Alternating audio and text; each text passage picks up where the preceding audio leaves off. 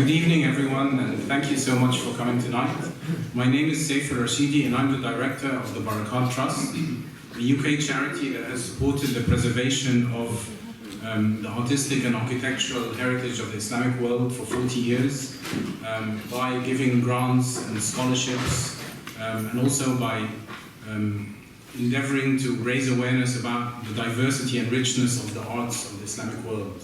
We're very lucky to have a long-standing arrangement and partnership with Leighton House, and that arrangement means that we sometimes have the good fortune of organizing events like this one with Leighton House.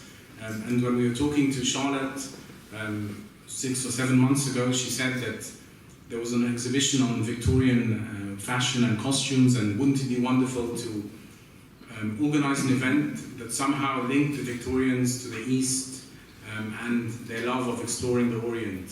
And it wasn't difficult at all to think of the right person to speak on such an occasion, and we immediately contacted Michael Backman. So we're really privileged to have Michael here today for the launch of his new book on Malay, silver and gold. I'm sure some of you know Michael Backman, but one of the most amazing things about Michael Backman is his bio. That if you read it, you would think that artificial intelligence had made a mistake and combined the profiles of 10 people called Michael Backman. He started life off in Australia, studied economics, was a political advisor and a journalist, then focused on Asian economies, wrote numerous award-winning books, including one, Asian Eclipse, that was cited by the Thai Prime Minister as being a must-read and used in speech by the Singapore Prime Minister. And then Michael, we're not sure exactly how, took an interest in collecting art and antiques, and unsurprisingly has become a specialist and a leader in his field. And that's why we're so happy to have him here today, to share some of his insights, his journey, and in this link with Leighton House and its interest in the connection between East and West, also the link between Western patrons of the arts and Eastern production on the Malay Peninsula. So thank you once again. Thank you to Leighton House for enabling us to work with them on exciting programming. And most of all, thank you to Michael for so happily agreeing to speak and have his book launch here.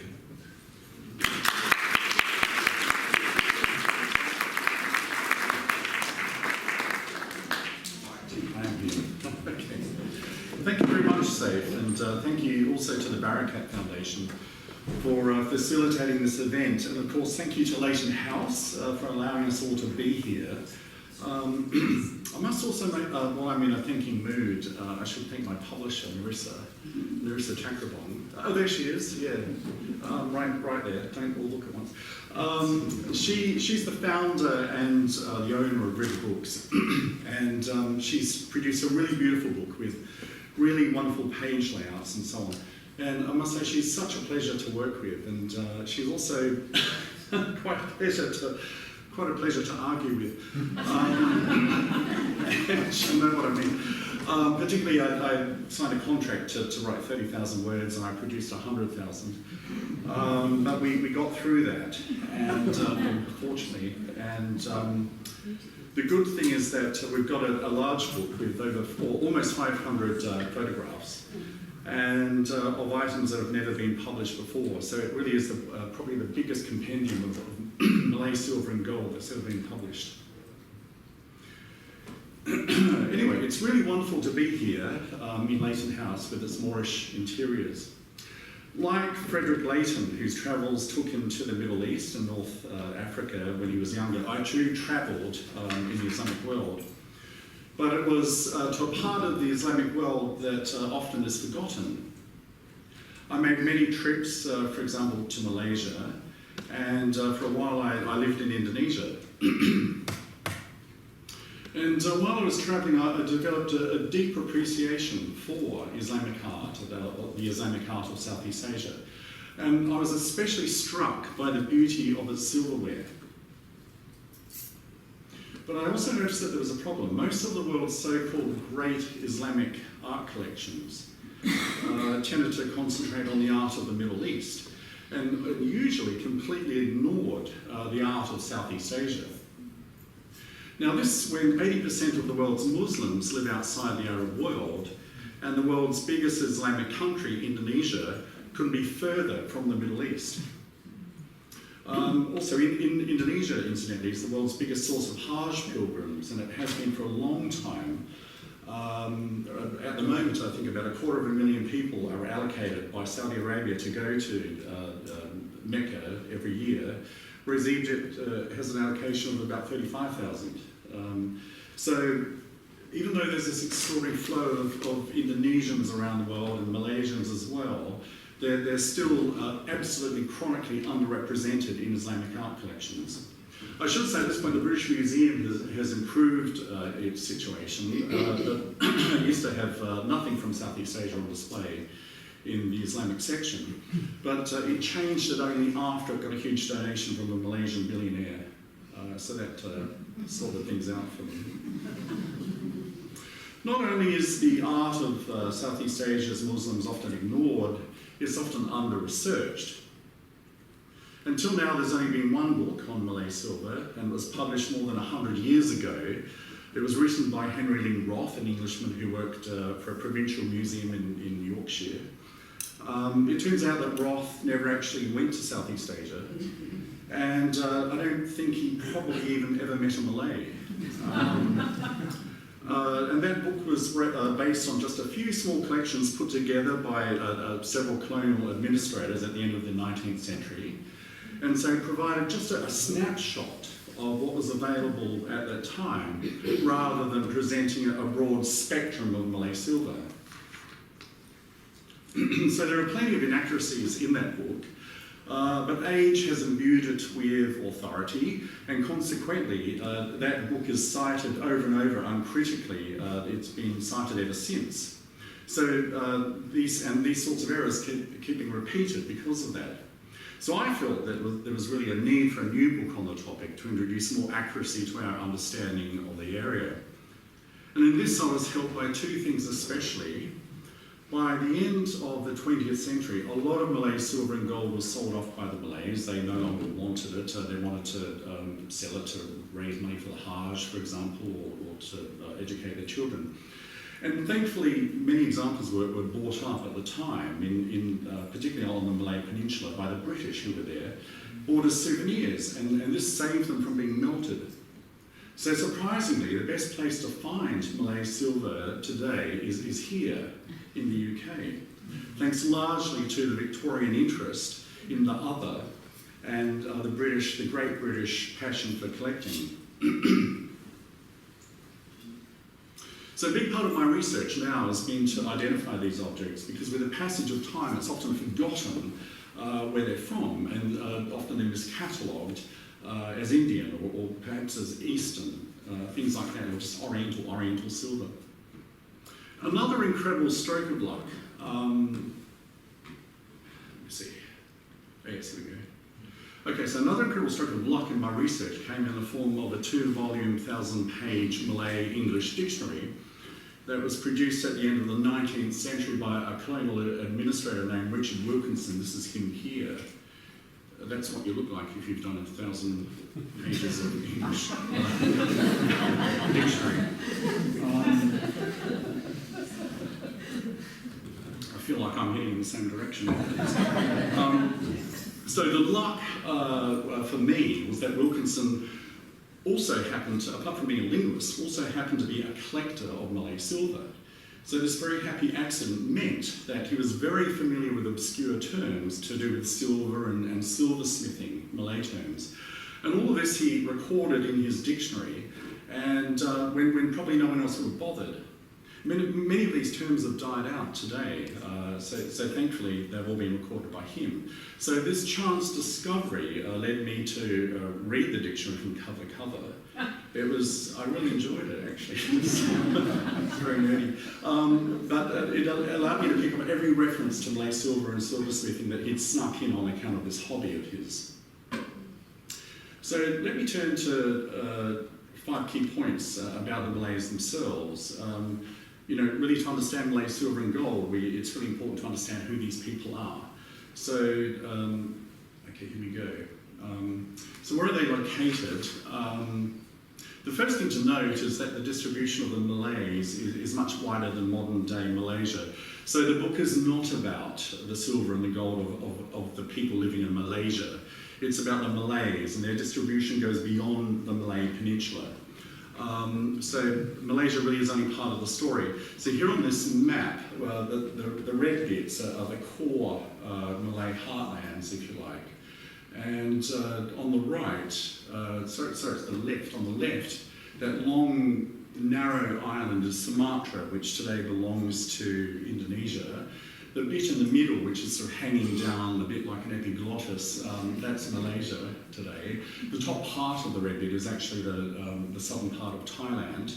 And then on the right-hand side, you've got the island of Borneo, which is shared between Malaysia, Indonesia, and Brunei. So this is the sort of the core of the Malay world. The second important point that I would say about the Malays is that they were a riverine people. So they lived along the rivers and the estuaries. And here's a typical Malay village. You can see they're right by a village. It wasn't because they liked fish so much.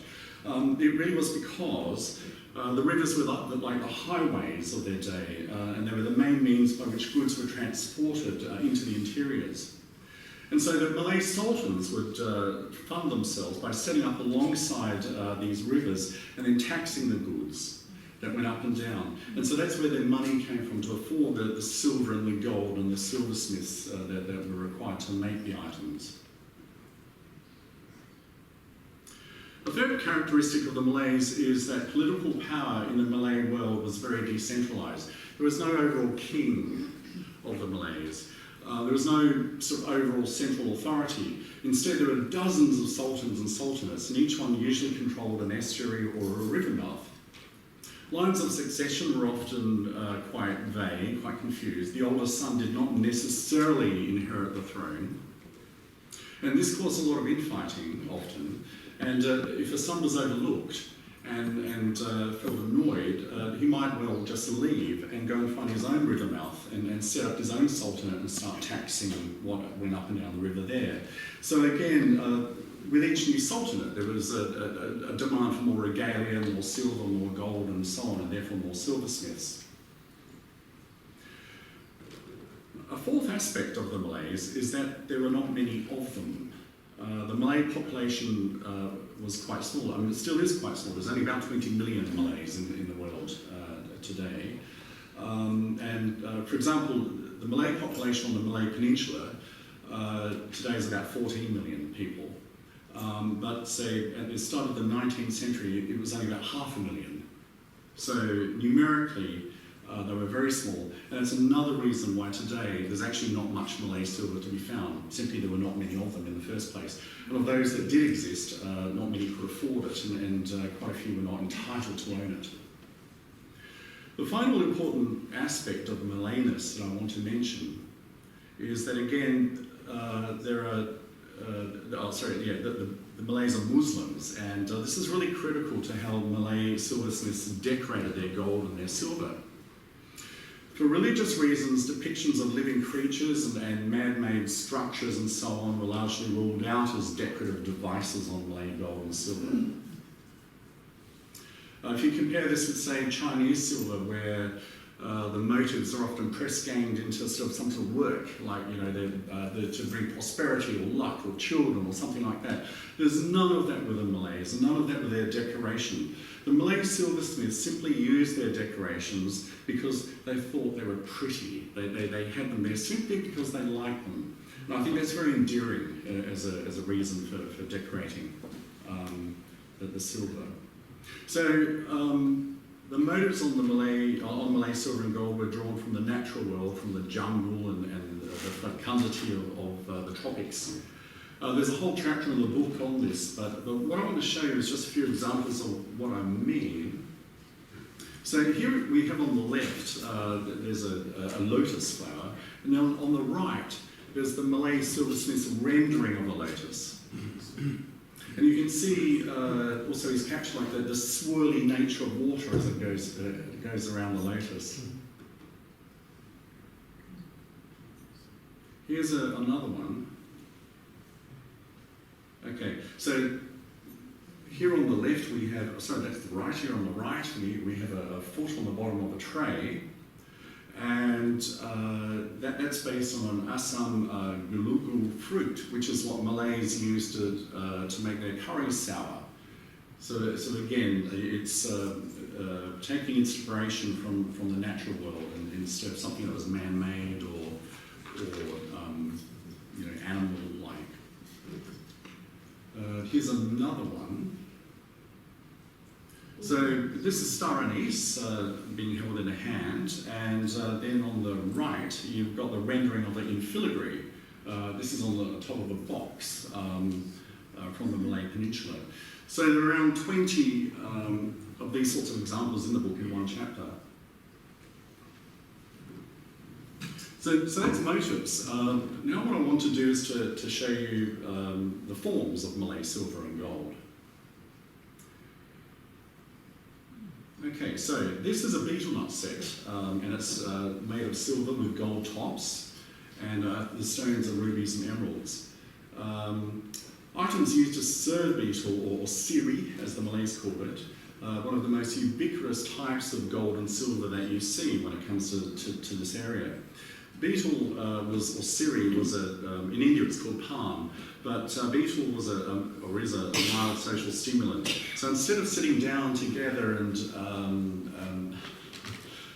drinking tea or having alcohol as Europeans did, the Malays would sit down and chew betel together and gossip, I think, bicara as they would say. Now these sorts of sets would be kept in a box or a container. Here's an example of what one of these containers would look like. This box is from Sumatra. It's probably the size of like a shoebox, and it's covered in solid gold, and the motifs you probably can't see, but it's stylized orchid motifs all over it. It's a very beautiful thing. Then, towards the end of the 19th century, tobacco became more popular with the Malays, and round boxes, like this example, is called a jalapa. These sorts of round boxes were used to hold either betel or tobacco. The tobacco was often shredded tobacco for chewing. And these were attached to scarves that were worn around the neck with a counterbalance on the other side, or were worn from the waist. It's just one of the most beautiful types of Malay silver, in my opinion. I really love this piece. Another type of Malay silver and gold is, it's belt buckles. Again, very ubiquitous. These two gentlemen, they don't look very happy, they're a bit grumpy, but they've got very big belt buckles, as you can see. So they were photographed in East Sumatra in the early 20th century. Generally, Islamic prohibitions meant that Malay men did not wear jewellery, certainly not gold jewellery, and which was seen as quite effeminizing. And so they'd get around it by wearing, these elaborate buckles. So it's a form of wearing jewellery, but remaining sort of Islamic or Quranic. Another way of getting around this sort of prohibition was to have the incredibly elaborate daggers and krisses and so on, with lots of gold and diamonds. So again, it's like jewellery for men, but without actually being jewellery. Now, here's an example of one.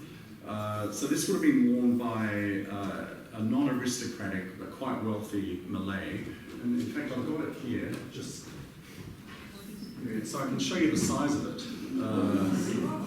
So that's the size. They can be quite large. Quite handy as you're getting older and fatter, that you can hide. So I'll just put this back. So the middle bit is based on a lotus. Again, it's sort of like looking down onto a lotus. This next one, this is solid gold, and would have been worn by someone very princely, a member of the royal family. Solid gold, and it's inlaid with diamonds, rubies, emeralds, and other stones. And it's probably from Sumatra. It could be from the Malay Peninsula. It's hard to tell, but it's a spectacular piece. And here's one more example. I love belt buckles, I really, yeah. This one is done with yellow, and it's got red and green stones all the way around, and it's been gilded, and then it's got more precious stones in the middle. It's about this big, and it's quite heavy, and again, would have been worn by someone very aristocratic.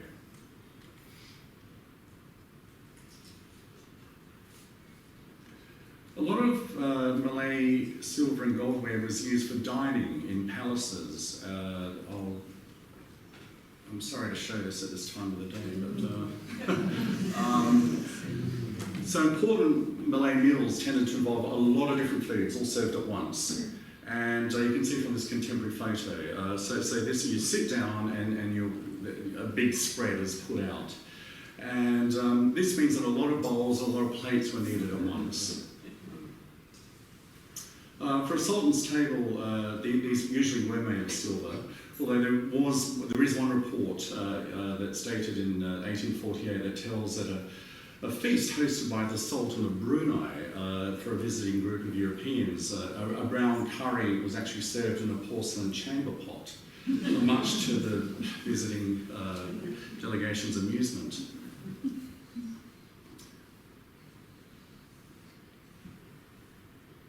Now, small bowls were used a lot. They were used to hold food, but also for drinking water.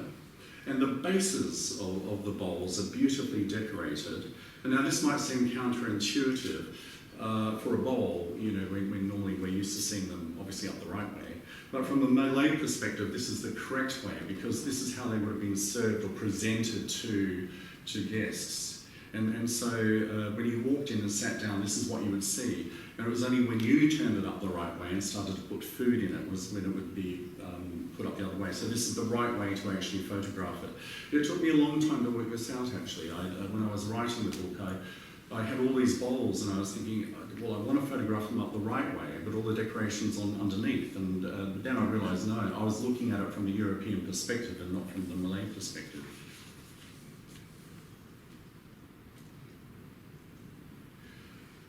Spittoons are another important receptacle at meals. Large ones were used to rinse one's hands over.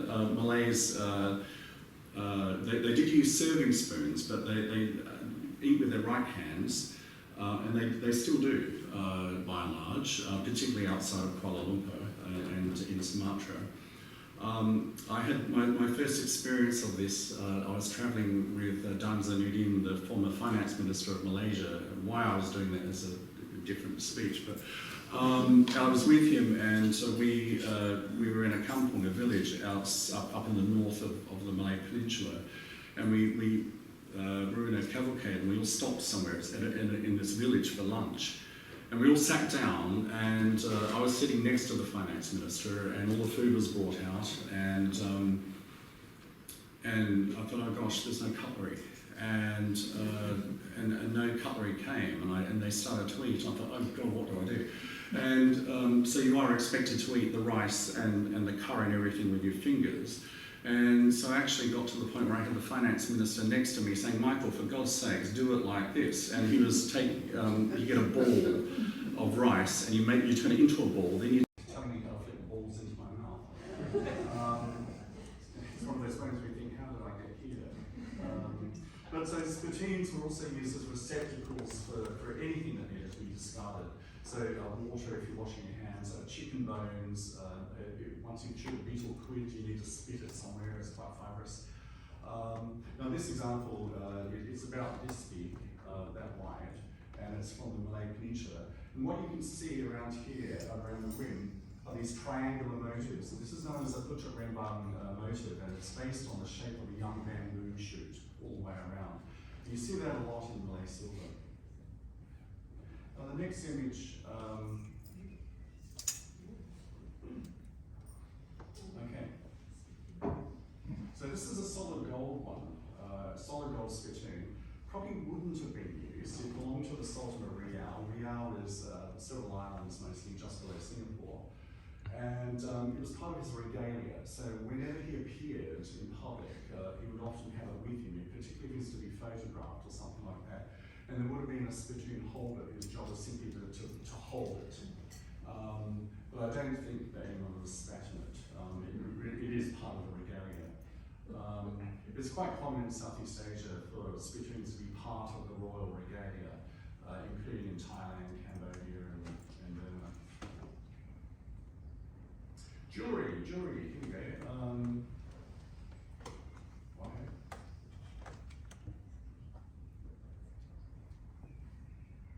Oh, there we are. Right, okay. Sorry. Just have a look at the lady who sold it to me. Jewelry, of course, was another focus of the Malay smith. Generally, gold jewelry was given to the bride by the groom's parents, and it was hers to keep and sell as she pleased. Now, this is really important. It's part of a tradition in Malay culture of really empowering women. And women in Malay culture are very empowered compared to what we see in the Middle East, for example. Often women run a lot of the stalls and the shops. Traditionally, they would look after the family's finances. One of the first central bank governors, he was a woman, was appointed to that role in Malaysia. At the same time, the trade minister in Malaysia was a woman. So this is quite common. They're not for while the West was giving women sort of the health ministry or the education or these sort of nurturing roles. In Malaysia, women were getting these strong financial roles. One reason, in fact, the finance minister said to me is because women are less corrupt. But anyway, so a lot of this sort of springs from the empowerment of Malay women that has always been the case in Malay culture. So the point of this jewellery being given by the by the groom's parents to the bride, it meant that Malay wives would not be left destitute in the event of divorce. And as a consequence, Malays had some of the highest divorce rates in the world. Because the wife would ditch the husband and take the jewellery, and they did. And so that became sort of like the funding to start a business in the market or something like that. So by the mid-20th century on the Malay Peninsula, the Malays were recorded as having a divorce rate of around 50%. That's high, it's high then, but actually it's not very high now, because I was reading the other day that in Portugal it's 98% and in Spain it's 18%. So it's drama. So now this pair of gold bracelets is from the Malay community of Sarawak on Borneo, and as I said, would be presented by the groom's parents to a bride. And everyone understood that it was sort of your reward for getting married, but it was also your way of exiting marriage if you had to. So here, this encapsulates very well high divorce rates amongst the Malays. Another type of item made of silver and sometimes gold is this thing. It's called a chupping. Here we are. Someone I know. Leslie's wearing one. Okay, so there's a lady. I won't draw too much attention to her, but she's wearing one around her neck. This is this is a chupping. That's the size of one. This is made of silver, and most people think they're pendants and would wear them like this, and they make lovely pendants. But traditionally, that's not what they were for. This is actually what they were for. And so, yeah, again, there's another example as well. But so Roth, in that book that was published 100 years ago, he said, through his European eyes, that this is based on a fig leaf. But of course it's not, it's actually based on a betel leaf, which is to make it more Malay. One new important area covered in the book, and there's a whole chapter on this, relates to gold filigree work. The Malays in Sumatra produced, in my view, some of the finest gold filigree that the world has ever seen. And I've been able to determine that in the 18th century, British traders were commissioning from Malay smiths in Sumatra items encased in some of the finest of gold filigree that had been seen, and they were selling it back to here, back to London. Now, I'll show you what I mean. Okay, right.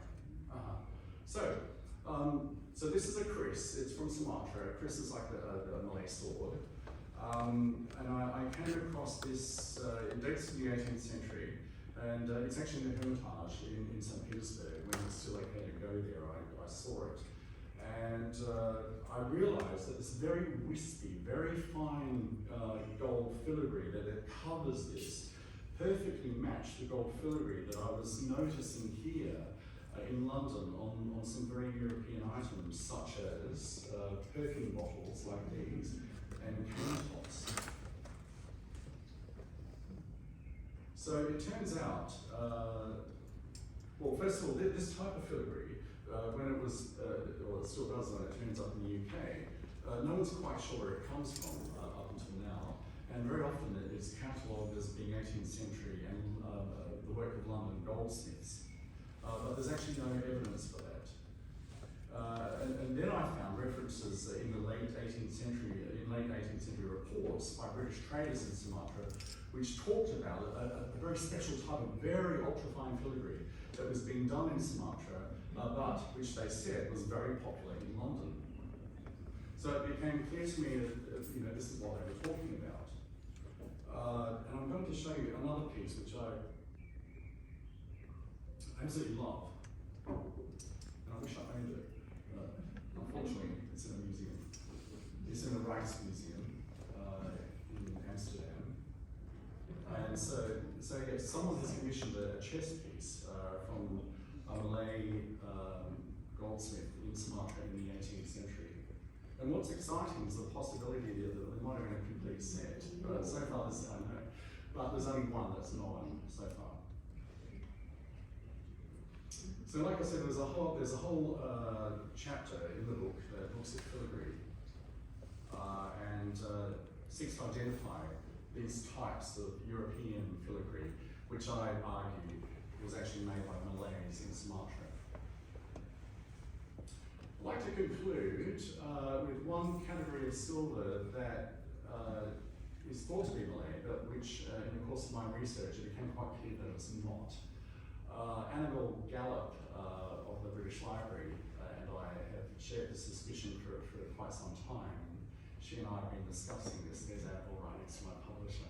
And I must say, Annabel, look, if you liken Malay studies, worldwide Malay studies, to like a Christmas tree, Annabelle is really the star that goes on the top of that tree. She's really wincing now. But she really is. I mean, I've been in mosques in Malaysia and sat down with people who sort of said, oh, you must be Annabelle. I'm not going, yeah, but she's excellent, and she's so knowledgeable and incredibly well respected worldwide for her knowledge. Anyway, so we've been discussing this type of silver, and the thing is, by the early 20th century, Malay silversmithing had largely died out, and it was disappearing fast from the Malay world.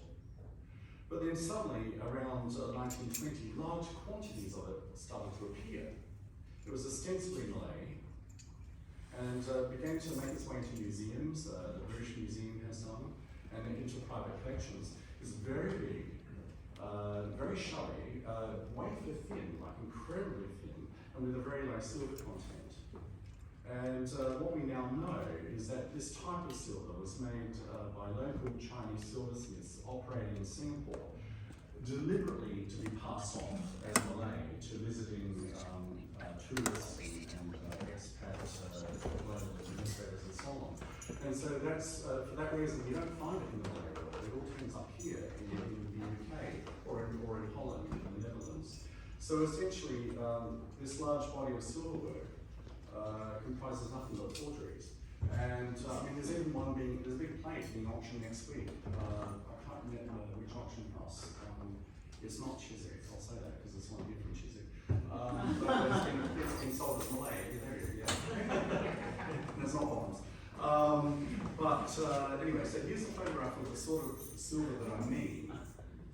Now, this photograph was taken around 1950 in Amsterdam's Colonial Institute, and it shows a collection of Malay silver, except that not a single piece of it is Malay. Every single piece is one of these forgeries that was produced probably in Singapore, we think. This collection is now in Amsterdam's World Museum, and it's still labelled as from the Malay world, as being from Real. And I'll show you one more thing. And again, here's a past cover of Arts of Asia magazine promoting an article on Malay silverware. And the only problem is that the article itself had almost no pictures of Malay silver in it, as far as I'm concerned. And I'm sorry to say that the actual writer was Malay. So most of what was in it was either from somewhere else or it was this forged type material produced in the 1920s, including the cover. The very big plate is not Malay work, although it looks Malay. This is what was being produced by the Chinese in Singapore around the 1920s. And as for the water vase that's on the left, that's actually Cambodian. It's not Malay at all. So, as you can see, the errors in this area abound, and it's another reason why I wanted to write this book. I wanted to sort of set the record straight, or at least to try and push it further in the right direction. So now I'll conclude. Thank you very much. And I don't know if anyone has questions, perhaps we can do that. Otherwise, we can go downstairs to the bar. And,